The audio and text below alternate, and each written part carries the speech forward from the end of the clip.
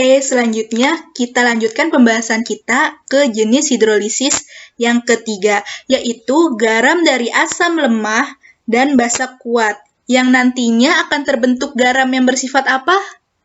Ya, benar ya, akan terbentuk garam yang bersifat basa. Pada minggu lalu, Ibu sudah jelaskan bahwa sifat dari garam itu mengikuti suatu pembentuk yang sifatnya kuat. Nah, ini kalian lihat nih, yang kuat yang mana? Asam atau basanya? Yang basa ya. Maka nantinya garam yang terbentuk bersifat basa. Kita lihat contohnya bagaimana. Jika garam basa ini dilarutkan ke dalam air, maka akan mengalami hidrolisis sebagian. Contohnya yaitu ada garam natrium asetat atau garam CH3COONa. Yang jika dia dilarutkan ke dalam air, maka akan mengalami terionisasi, membentuk ion-ionnya, yaitu ion asetat, yaitu CH3COO- dan ion Na+. Kita lihat nih reaksi hidrolisisnya. Untuk kation Na+, dia tidak mengalami reaksi ya dengan air. Sedangkan anion asetat, CH3COO-, dia akan bereaksi dengan air. Bagaimana nih dia bereaksi dengan airnya?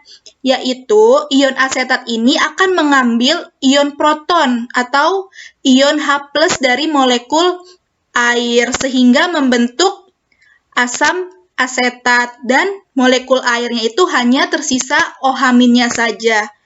Nah, karena adanya ion OH- inilah, maka garam tersebut bersifat basa yang mempunyai ciri-ciri pH-nya lebih dari 7. Baik, kita lanjutkan ya. Seperti contoh yang sebelumnya, yaitu ada suatu garam natrium asetat yang dilarutkan ke dalam air akan terionisasi menjadi ion-ionnya, yaitu ion asetat dan ion Na+. Di sini kation Na+ itu tidak terjadi reaksi oleh air atau tidak dapat terhidrolisis oleh air.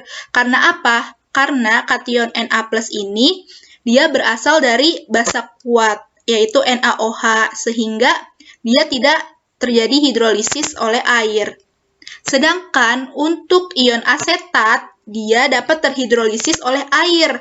Caranya bagaimana? Jadi, ion asetat ini akan mengambil ion proton dari molekul air, sehingga terbentuklah asam asetat dan molekul air itu hanya tersisa OH- saja. Nah, persamaan reaksi inilah nih yang akan digunakan dalam perhitungan pH larutan garam.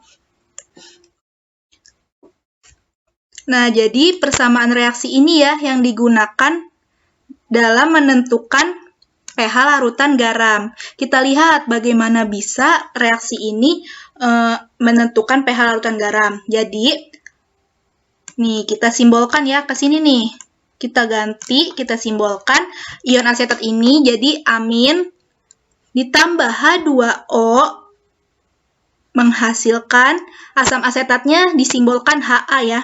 Ha ditambah OH-. Nah, kita tentukan nih KH-nya, tetapan hidrolisisnya.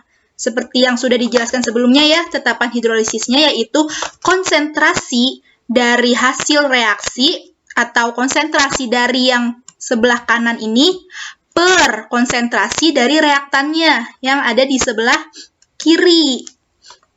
Jadi, KH-nya itu sama dengan konsentrasi dari Ha dikali konsentrasi dari OH- ini per konsentrasi dari amin.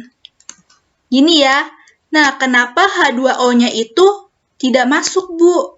Karena di sini tuh H2O-nya airnya fasenya itu liquid. Jadi, dia itu perubahan yang terjadinya itu sangat kecil. Jadi, dapat diabaikan. Sehingga KH-nya itu demikian. Nah, di slide sebelumnya kan kita udah tahu nih ya, KH-nya itu sama dengan konsentrasi dari Ha dikali konsentrasi dari OH- per konsentrasi dari amin, atau ini tuh anion dari garamnya. Dan menghasilkan nih Ini hasilnya, hasil akhirnya.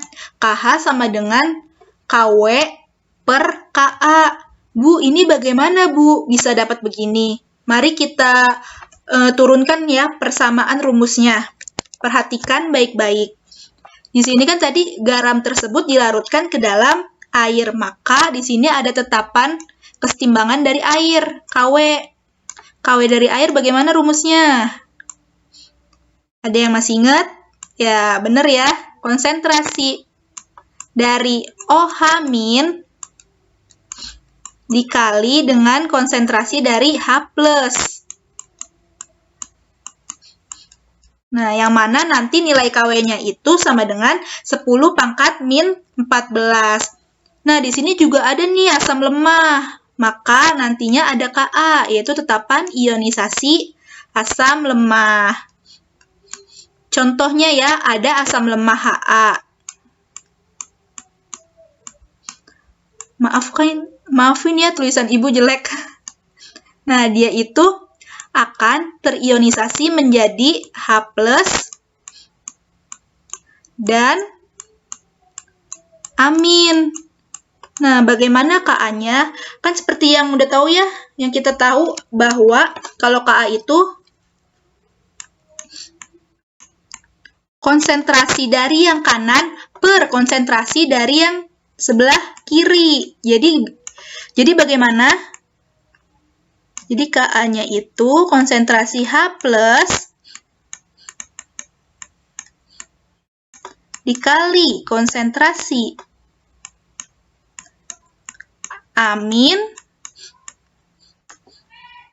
per konsentrasi dari Ha. Nah, ini tuh Ka. Bagaimana jika dibalik? Jika Ha-nya itu di atas. Seperti ini nih. Jika Ha-nya itu yang ada di atas. Dan konsentrasi dari H+-nya dan konsentrasi dari aminnya itu ada di bawah. Itu bagaimana jadinya? Ada yang tahu? Ya bener ya, jadi ini tuh kalau dibalik reaksinya maka jadi 1 per Ka. Begitu ya. Nah, kita kan sudah mencari KW dan Ka. Lalu, kita hubungkan KH ini dengan KW dan Ka. Bagaimana caranya? Caranya itu dikalikan dengan H+. Konsentrasi H+ ya, baik yang atas maupun yang bawahnya. Sehingga hasilnya tuh seperti ini. Jadi, Ha-nya ini, Ha, konsentrasi Ha per konsentrasi amin dikali H+, dikalikan, nah OH- yang ada di sini tuh kita jadikan satu dengan H+ yang ini. Jadi, dikali OH- dikali H+. Nah, kita lihat nih di yang sebelumnya. Yang ini kan sama nih kayak yang ini nih. Sehingga ini dapat kita ganti menjadi 1 per Ka. Sedangkan yang ini nih, yang konsentrasi OH- dikali H+ itu sama dengan KW. Jadi kita substitusikan atau kita ganti ini dengan KW. Sehingga KH-nya itu sama dengan KW per Ka. Ini sama ya dengan yang ini nih hasil akhirnya. Nah, kita kan udah dapet ya. Yang pertama itu KH sama dengan konsentrasi Ha kali OH- per konsentrasi amin. Nah, jika diturunkan persamaan reaksinya menjadi ini nih. KH sama dengan KW per Ka. Lalu dari sini tuh kita bisa untuk bagaimana cara menghitung pH-nya. Dengan menyamakan nih KH dari yang ini dengan yang ini. Jadi, ini konsentrasi Ha dikali konsentrasi OH- per konsentrasi amin sama dengan KW per KA. Lalu kita cari nih konsentrasi OH- berapa. Di sini HA kita anggap sama ya seperti OH- karena apa? Karena pada reaksi hidrolisisnya tadi koefisien dari HA itu sama dengan koefisien dari OH- yaitu 1. Sehingga HA sama dengan OH-. Sehingga menjadi OH- kuadrat per amin sama dengan KW per KA. Lalu kita pindahkan ya, kita kali silang aminnya ke sini nih.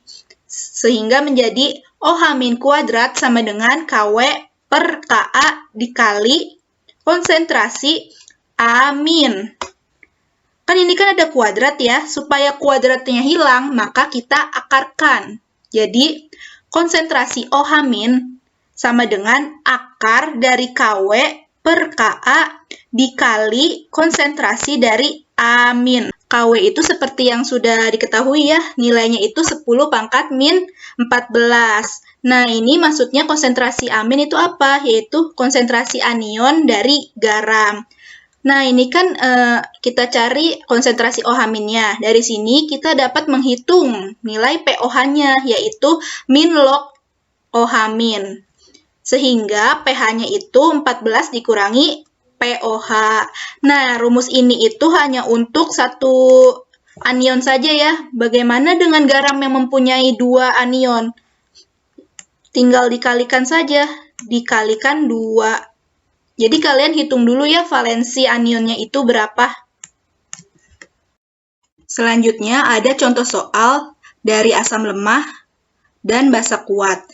Contoh soal yang pertama yaitu tentukan pH dari larutan yang terbentuk pada hidrolisis garam NaCN 0,01 molar jika diketahui Ka dari HCN 1 kali 10 pangkat min 10. Caranya ini tuh garamnya sudah dikasih tahu langsung ya, yaitu garam NaCN 0,01 molar. Garam ini jika dilarutkan di dalam air akan menghasilkan ion Na+ dan ion Cn-, yang mana yang terhidrolisis yaitu si Cn- ini. Kita lihat nih, kan ini kan garamnya 0,01 molar kan, dan koefisien dari NaCN, Na+, dan Cn- itu sama-sama 1, sehingga sama saja gitu konsentrasi Cn-nya itu 0,01 molar juga. Lalu kita masukkan ke dalam rumus, karena ini garamnya bersifat basa, jadi kita cari konsentrasi OH-, yaitu akar dari KW per KA dikali konsentrasi anionnya. Anionnya yaitu apa? Cn-, anion garamnya ya. Sama dengan akar dari, ingat nilai KW 10 pangkat min 14 per KA-nya. KA-nya nih berapa nih? 10 pangkat min 10 dikali konsentrasi dari anion garamnya, yaitu ini 0,01 molar. Jika dihitung, itu hasilnya 10 pangkat min 3. Lalu kita cari pOH-nya. pOH-nya yaitu min log konsentrasi OH-, yaitu hasilnya 3. Dan nilai pH-nya itu 14 dikurangi dengan pOH. Jadi 14 dikurangi 3. Sehingga pH dari larutan garam ini yaitu 11.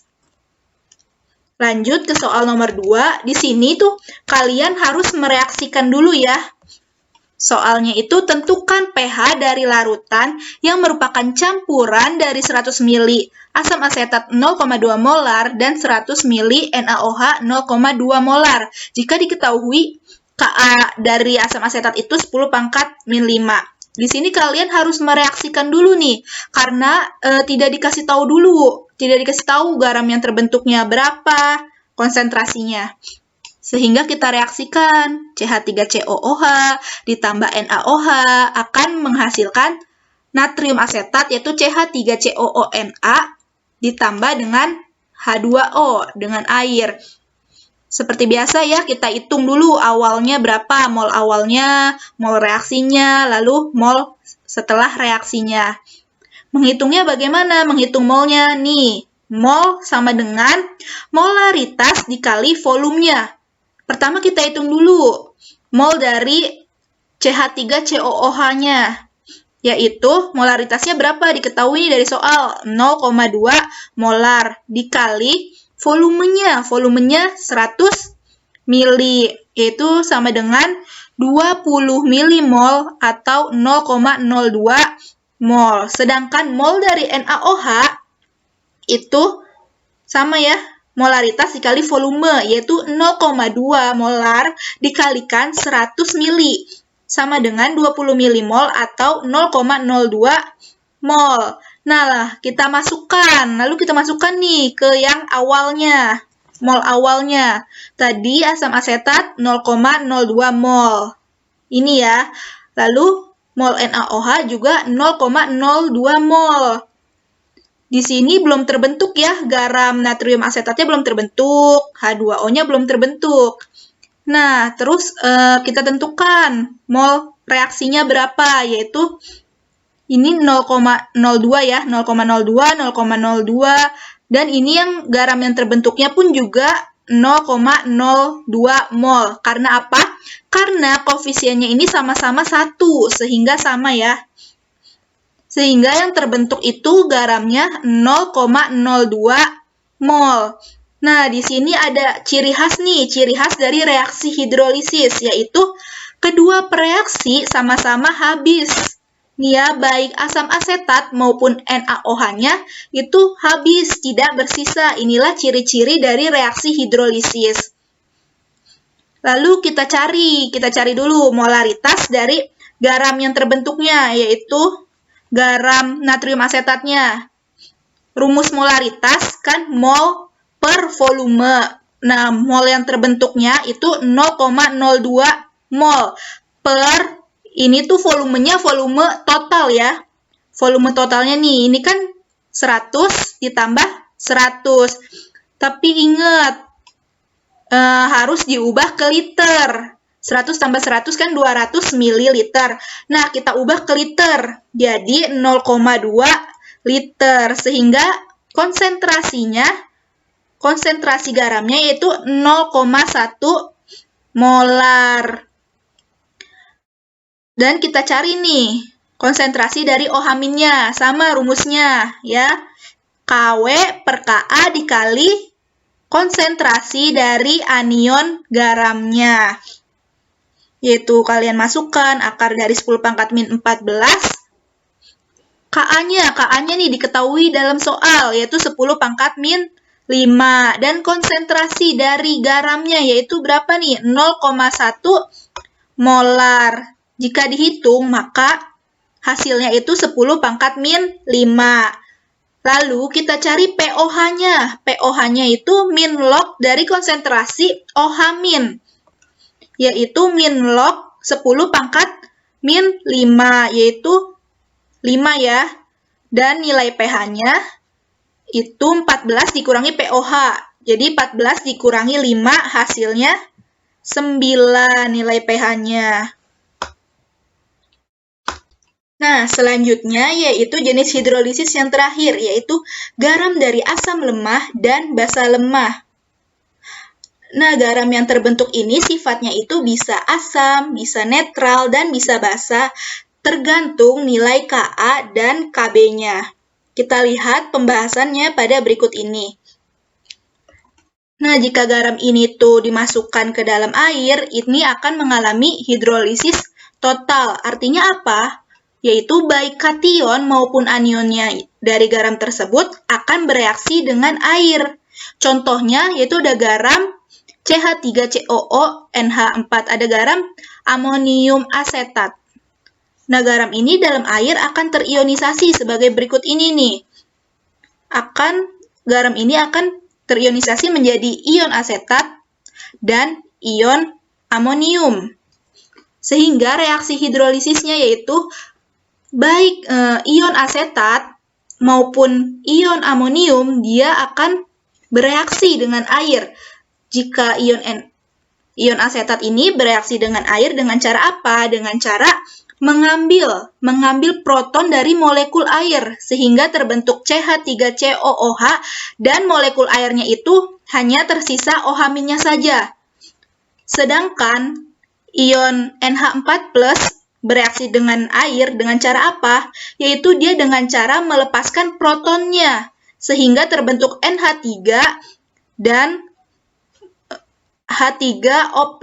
Nah, di sini H3O+ itu ya H2O yang telah bereaksi dengan proton yang dilepaskan dari NH4+. Sehingga ini molekul airnya itu kelebihan ion H+. Selanjutnya, nah ini nih ada reaksinya. Ini seperti yang tadi ya di awal, amonium asetat jika dilarutkan ke dalam air akan menghasilkan ion CH3COO- dan NH4+.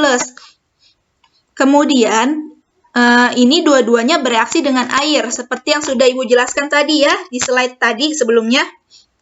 Lalu bagaimana cara menghitung pH-nya? Jadi, menghitung pH-nya ini nih, berdasarkan dua reaksi ini. Dua reaksi ini nih, karena dua-duanya tuh sama-sama terhidrolisis dalam air. Kedua reaksi ini kemudian kita tambahkan. Sehingga akan menghasilkan CH3COO- ditambah NH4 plus ditambah 2H2O akan menghasilkan CH3COOH ditambah NH4OH ditambah ini OH- sama H+ itu jadi H2O ya, ditambah H2O, 1H2O. Nah, karena yang di sebelah kiri itu ada 2H2O dan yang di sebelah kanan ada 1H2O sehingga dapat dicoret. Sehingga yang kanan sudah tidak ada H2O dan yang di sebelah kiri ada 1, tinggal 1 H2O. Di sini supaya gampang kita ganti ya, kita simbolkan ion asetatnya ini dengan simbol A, amin. Sedangkan NH4+-nya ini kita simbolkan dengan M, M+. Jadi M+ ditambah amin ditambah, kan tadi kan di sebelah kiri masih ada 1 H2O kan, ditambah H2O akan menghasilkan, ini juga kita misalkan ya asam asetat ini, jadi menjadi Ha. Dan NH4OH ini kita misalkan, kita simbolkan menjadi MOH. Di sini sudah tidak ada molekul air, karena tadi sudah habis dicoret sama yang di sebelah kiri. Lalu, menetapkan KH-nya bagaimana? KH-nya masih sama ya, seperti yang awal, yaitu konsentrasi yang di sebelah kanan dibagi dengan konsentrasi yang ada di sebelah kiri. Yang di sebelah kanan adanya apa nih? Adanya Ha sama MOH. Sebentar dulu ya. Nah, yang di sebelah kanan ada AH sama MOH. Jadi kita masukkan saja konsentrasi dari Ha dikali dengan konsentrasi MOH per yang di kiri adanya apa aja nih? Itu M+, amin, sama H2O. Nah, karena H2O itu sudah diterangkan di awal ya, wujudnya itu, fasanya itu liquid, jadi perubahan konsentrasinya itu sangat kecil, sehingga dapat diabaikan perubahannya. Jadi, yang di sebelah kiri hanya kita cantumkan saja konsentrasi dari M+ dikali dengan konsentrasi dari amin. Nah, bagaimana caranya kita menghubungkannya dengan KW, KA, dan KB? Ini, dari KH ini, kita kalikan saja. Kita kalikan dengan H+,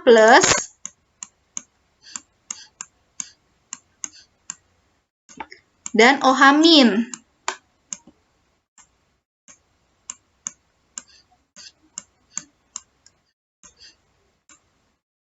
Nah, dikalikannya harus seimbang gitu ya, atas sama bawahnya dikalikan H+ dan OH-.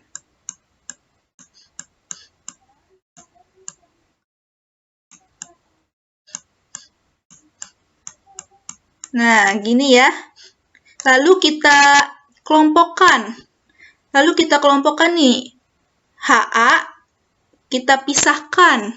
Yang ada A-nya saja dan yang ada M-nya nih. Di sini konsentrasi HA per H+, konsentrasi H+ dikali konsentrasi amin, dikali konsentrasi MOH per konsentrasi M+ dikali konsentrasi OH- dikali konsentrasi H+, dan konsentrasi OH-. Nah, di sini kita tahu nih, dari awal ini kita udah ngitung ya, ini tuh 1 per Ka. Kalau yang lupa, kalian ulang lagi ya. Yang tadi yang ketiga, ini Ibu sudah jelaskan bagaimana mencari 1 per Ka-nya ya. Nah, kalau yang ini itu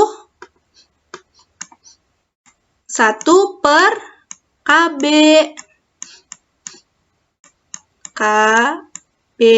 Sedangkan yang konsentrasi H+ dikali konsentrasi OH- ini itu sama dengan Kw.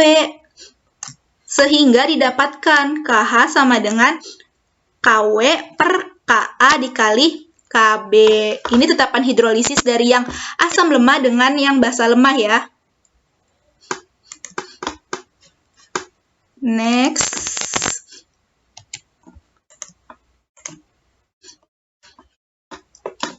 Nah, tadi kan kita yang pertama itu KH konsentrasi Ha dikali konsentrasi MOH per konsentrasi M+ dikali konsentrasi A- itu sama dengan yang tadi kita hitung, sama dengan Kw per Ka dikali Kb.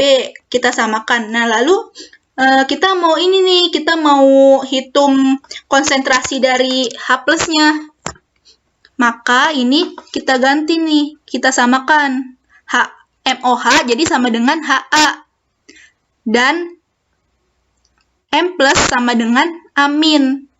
Sehingga menjadi Ha kuadrat per A- kuadrat. Sama dengan ini tetap ya, Kw per Ka dikali Kb. Jika mau dihilangkan kuadratnya, maka diakarkan ya. Ini jadi konsentrasi Ha per konsentrasi A- sama dengan akar Kw per Ka dikali Kb. Ini diakarkan. Nah, ini kan belum ada nilai konsentrasi H+-nya ya. Lalu bagaimana dapat konsentrasi H+-nya? Yaitu kita lihat tetapan ionisasi asam lemah. Tetapan ionisasi asam lemah kan itu kan ini ya, sebentar. Ibu mau tulis dulu. Kan jika ada suatu asam lemah, Ha misalkan aja ya, itu terionisasinya menjadi H+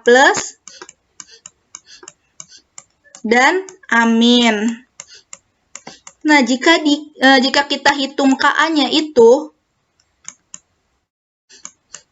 maka ini adalah konsentrasi H+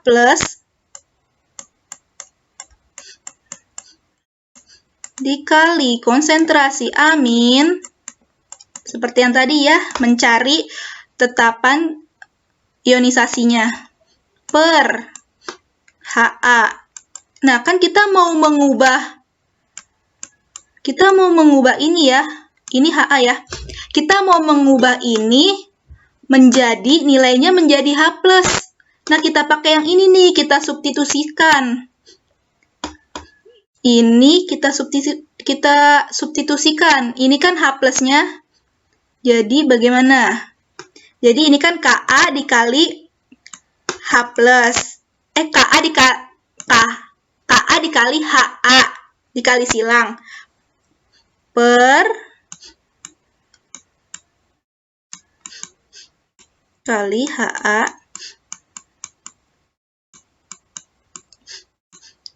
per ini nih, per aminnya. Per konsentrasi amin. Aduh, nggak muat.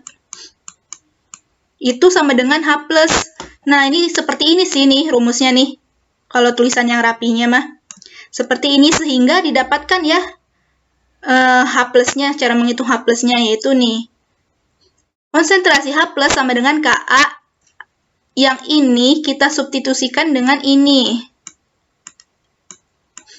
Jadi, Ka dikali akar Kw per Ka dikali Kb. Nah, bagaimana supaya dapat ini? Ka-nya ini kita masukkan ke dalam akarnya menjadi Ka kuadrat ya kalau dimasukkan ke dalam akar. Nah, karena ini ada KA, ini di atas ada KA, di bawah ada KA, maka bisa kita coret. Ini KA, ini KA-nya tinggal 1. Sehingga konsentrasi dari H+ itu akar KW per KB dikali KA. Ini rumus jadinya ya. Selanjutnya kita akan membahas contoh soal.